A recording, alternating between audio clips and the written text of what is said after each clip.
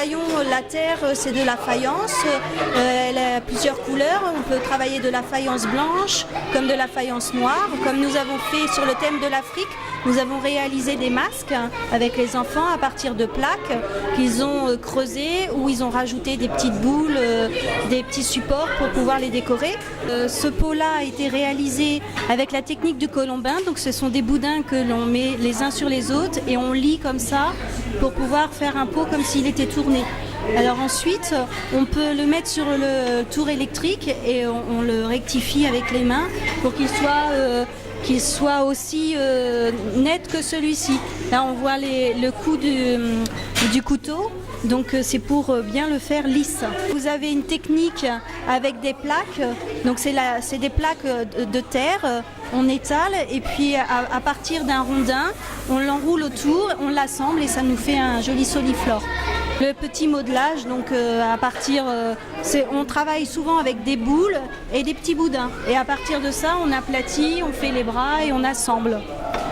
Voilà, en fin de compte, c'est à peu près les 3 grosses techniques. C'est plus fait par les adultes.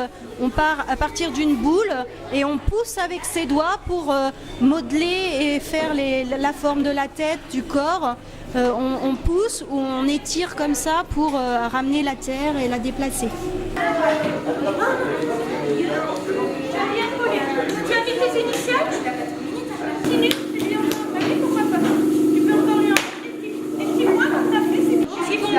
Ils choisissent, ils font ce qu'ils veulent sur le thème de Noël. Donc on a des petites étoiles, on a des petites plaques, une petite pinceau, voilà. Ils font ce qu'ils veulent, ils choisissent.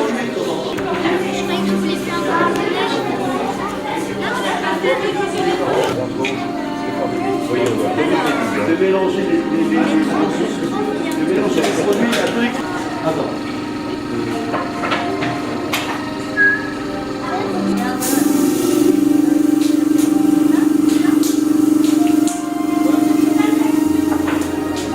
Et si tu pouvais, tu vois, sur le bord, voilà, tu le mieux.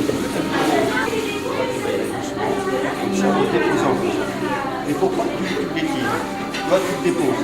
Quand on a pas assez, on reprend. D'accord? Ouais.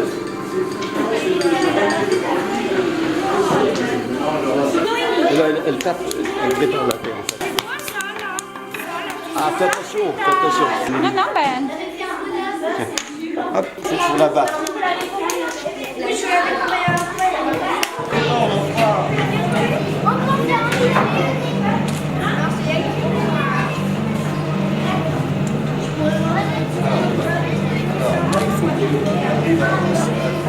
Mettez-moi comme ça.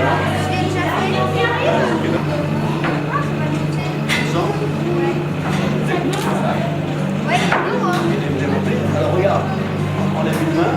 Regarde, là je lève les bras. Et tu peux aussi.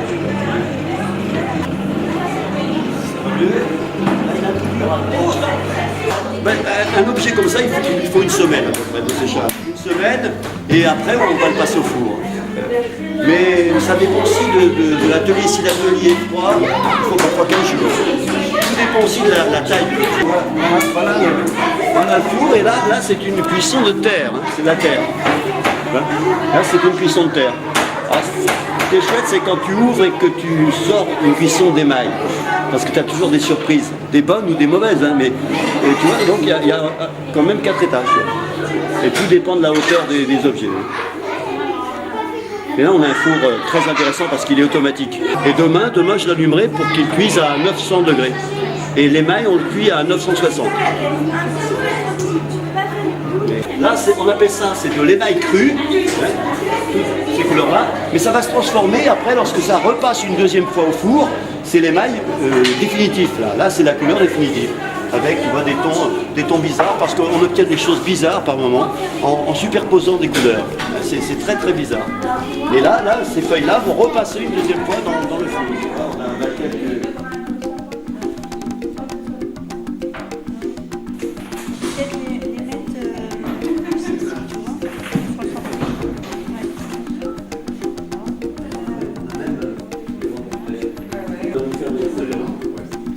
c'est une plaque pour ma maison.